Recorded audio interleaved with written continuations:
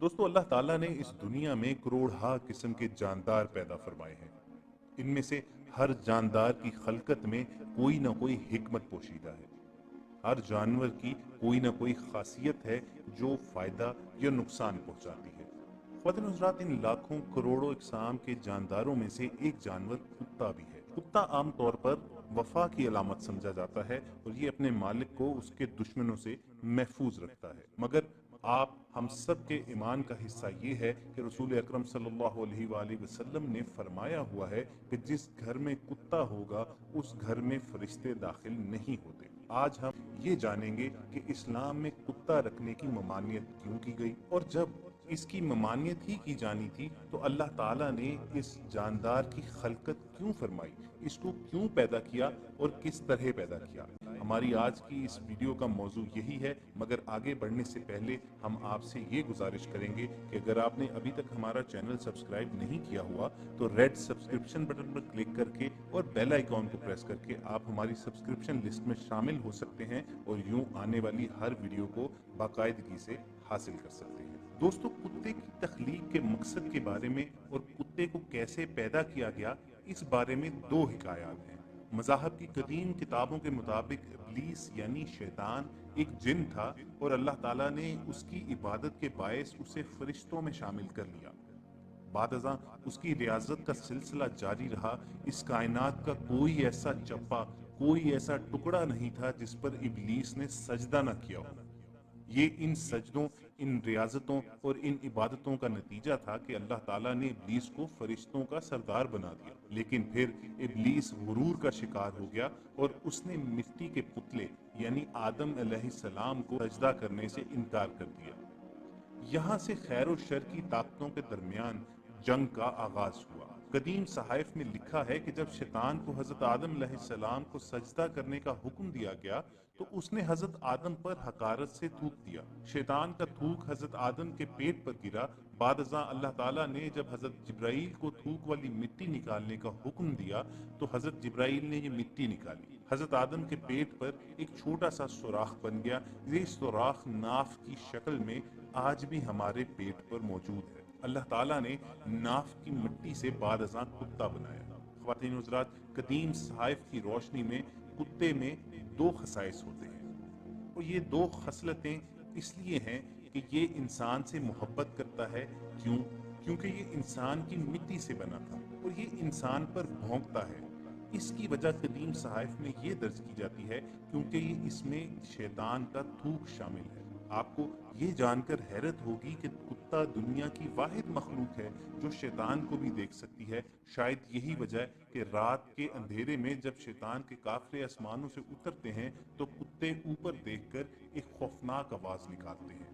کتے کی تخلیق کا سبب اور اس کی پیدائش کے عمل کے بارے میں دوسری روایت ہمیں نور المبین نامی کتاب میں ملتی ہے۔ مولا علی علیہ السلام نے نبی اکرم صلی اللہ علیہ وآلہ وسلم سے دریافت کیا کہ اللہ تعالیٰ نے کتے کو کیوں پیدا کیا؟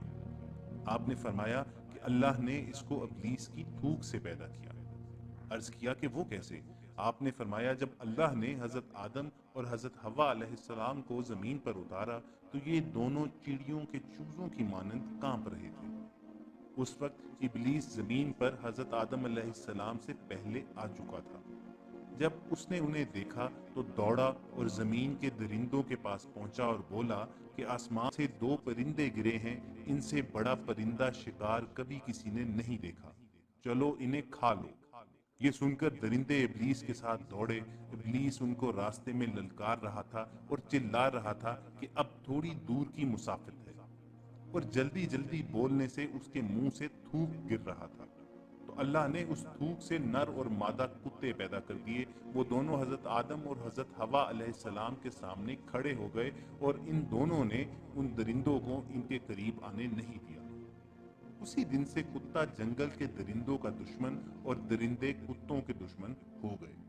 غالباً کتے میں وفا کا عنصر اسی لیے شامل ہے کہ یہ روز ازل ہی سے انسان کی حفاظت کے لیے معمور کیا گیا ہے۔ مگر دوستو، یہاں سوال یہ اٹھتا ہے کہ جب اس میں یہ خاصیت پائی جاتی ہے تو اس کے باوجود کتے کو گھر میں رکھنے سے مسلمانوں کو کیوں منع فرمایا گیا ہے؟ یہی ہماری اس آج کی ویڈیو کا ٹاپک ہے اور ہم اس کو ایک تفصیلی جواب کی صورت میں آپ تک پہنچائیں گے۔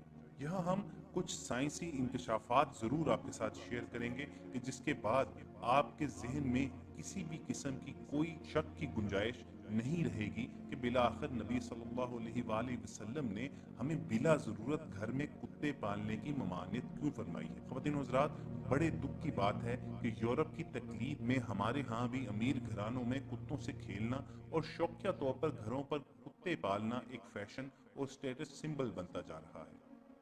یہاں یہ بات ضرور آپ تک پہنچا دیں کہ اسلام میں کتے رکھنا بالکل ہی منع نہیں کیا گیا، بلکہ اس کی ایک محدود اجازت کچھ شرائط کے تحت دی گئی ہے۔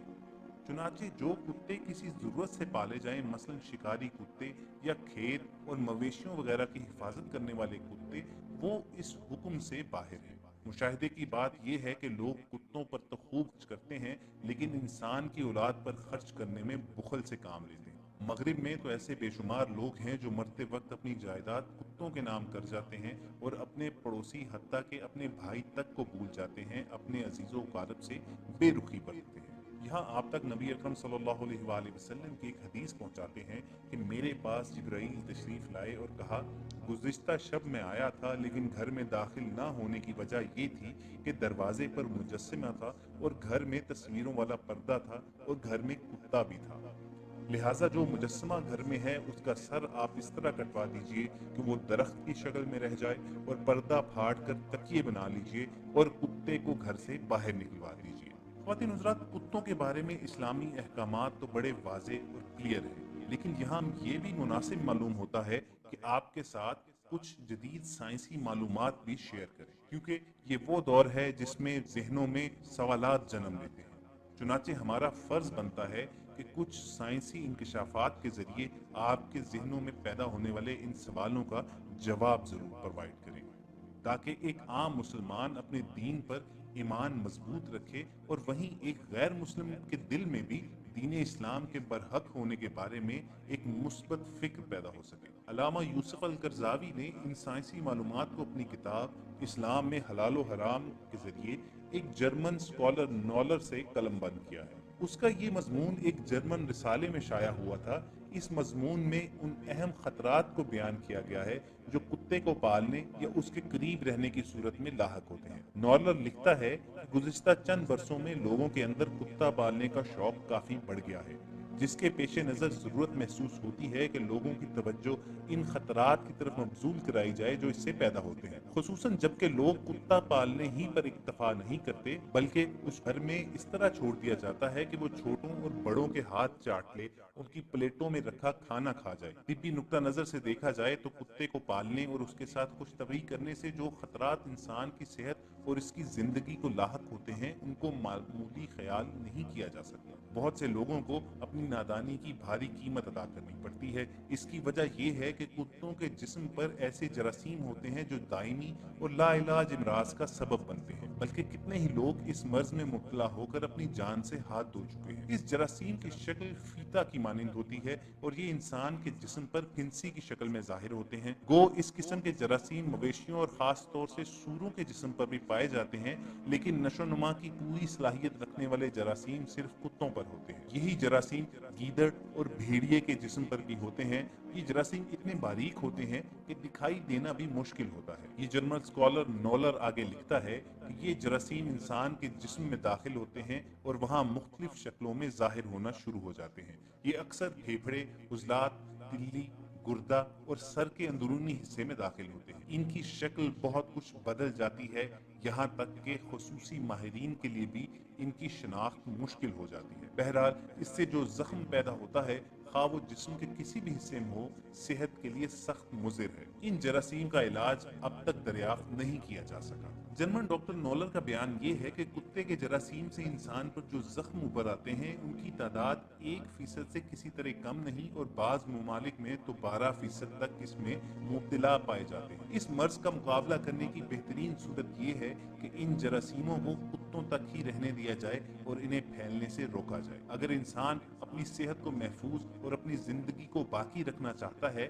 تو اسے کتوں کے ساتھ خوش طبعی نہیں کرنا چاہیے، انہیں قریب آنے سے روکنا چاہیے، بچوں کو ان کے ساتھ گل مل جانے سے باز رکھنا چاہیے۔ کتوں کتوں کو ہاتھ چاٹنے کے لیے نہیں چھوڑ دینا چاہیے اور نہ ہی بچوں کو کھیل کود اور تفریح کے مقامات میں رہنے اور وہاں گندگی پھیلانے کا موقع دینا چاہیے۔ اسی طرح کتوں کے کھانے کے برتن بھی الگ ہونے چاہیے۔ انسان اپنی کھانے کے لیے جو پلیٹیں وغیرہ استعمال کرتا ہے ان کو کتوں کے آگے چاٹنے کے لیے نہیں ڈال دینا چاہیے۔ خواتین و حضرات، یہاں ہم رسول اکرم صلی اللہ علیہ وآلہ وسلم کا ایک اور فرمان آپ کے ساتھ شیئر کرتے ہیں۔ نبی صلی اللہ علیہ وآلہ وسلم نے فرمایا کہ جب کتا کسی کے برتن میں منہ ڈالے تو اسے چاہیے کہ برتن کو 7 مرتبہ دھوئے اور ان میں سے 1 مرتبہ مٹی لگا کر دھو لے۔ سامعین کرام، یہ جو معلومات آپ تک پہنچائی گئی اور پھر ان کا موازنہ نبی مہربان آقائے دو جہان صلی اللہ علیہ وآلہ وسلم کے ان فرمودات کے ساتھ کریں جن میں آپ صلی اللہ علیہ وآلہ وسلم نے گھر میں کتے پالنے سے منع فرمایا،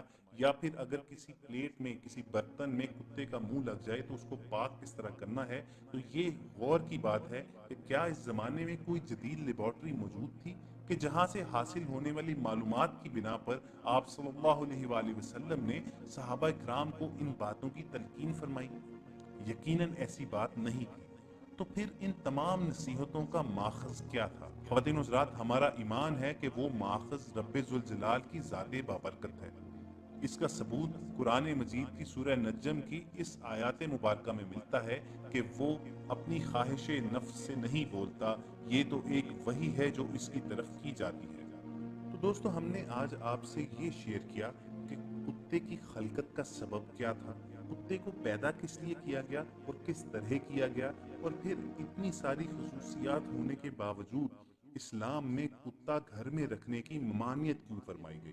اس سلسلے میں ہم نے اپنے آقا حضرت محمد صلی اللہ علیہ وآلہ وسلم کے مختلف فرمودات رکھے، اس ساتھ ساتھ کچھ میڈیکل ایڈوائزز اور سائنسی انکشافات کے ذریعے آپ تک یہ پہنچایا ان فرمودات کے پیچھے کیا حکمت کار فرما تھی کہ رسول اکرم صلی اللہ علیہ وآلہ وسلم نے کتوں کو ہمیں اپنی زندگیوں سے دور رکھنے کا درس دیا۔ ہم امید کرتے ہیں کہ آپ کو ہماری یہ ویڈیو پسند آئی ہوگی، اسے شیئر کیجئے اور کمنٹ سیکشن میں ہمیں اپنی آراء سے ضرور آگاہ کیجئے گا کہ آپ ہمارے چینل پر آئندہ ویڈیو کس ٹاپک پر دیکھنا چاہتے ہیں۔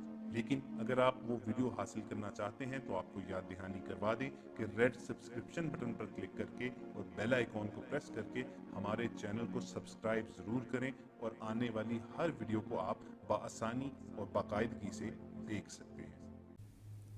مزید ایسی ویڈیوز کے لیے ہمارے چینل کو سبسکرائب کریں، لائک کریں اور شیئر کریں، اور ساتھ بیل آئیکن کو ضرور دبائیں تاکہ ہماری آنے والی ہر نئی ویڈیوز آپ تک بر وقت پہنچ سکیں، اور ہمیں کمنٹ کر کے ضرور بتائیں کہ آپ کو ویڈیو کیسی لگی۔ آپ ہمیں فیس بک اور انسٹاگرام پر بھی فالو کر سکتے ہیں، لنکس ڈسکرپشن میں ہیں۔